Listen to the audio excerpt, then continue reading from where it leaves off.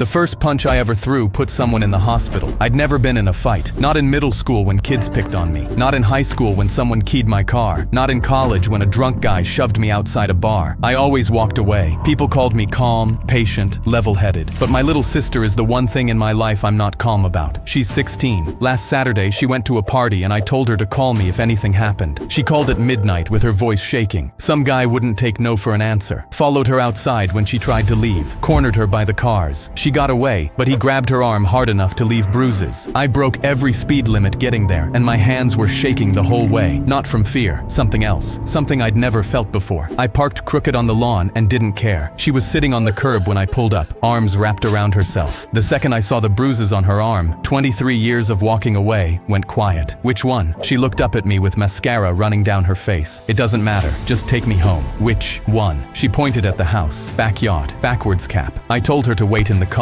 She begged me not to go inside. I went anyway. I walked through the house like I owned it and found him out back surrounded by friends, laughing, living his best life, while my sister sat on a curb shaking. I grabbed his shoulder and spun him around. He looked annoyed until he saw my face. We got a problem? You grabbed my little sister. He rolled his eyes. Bro, what are you talking about? The girl by the cars, the one who said no, the one you bruised. His friends went quiet. Everyone was watching. Then he made a mistake. He laughed. She was overreacting. I barely touched her. My fist connected with his jaw before I knew what I was doing. He hit the ground, and I didn't stop. I don't remember deciding to keep swinging. I just remember the sound. His friends pulled me off eventually. By the time I stood up, my knuckles were split open, and he wasn't moving. I walked back through the house, and the same people who stared at me on the way in were pressed against the walls now. Got to my car. My sister was in the passenger seat crying. What did you do? I didn't answer. Just started driving. We were halfway home before I saw the lights in my mirror, blue and red. I pulled over and told her everything was going to be okay. I wasn't sure if I was lying. The cop walked up to my window and saw my knuckles, the blood. Step out of the vehicle, please. I did. Hands where he could see them. He looked at my sister through the window and saw her arm, the bruises. Then back at me. Someone want to tell me what happened tonight. My sister got out before I could stop her and told him everything. The party. The guy who wouldn't leave her alone. The grabbing. Me showing up. The cop listened without writing anything down. When she finished, he looked at me for a long time. The kid back there wants to press charges. I figured. He looked at my sister's arm again, then at me. Off the record, I have a daughter her age. He closed his notepad and tapped it against his palm twice. Drive safe. I never got charged. He never apologized. People still call me the calm one. They're right. I am calm. They just don't test it anymore.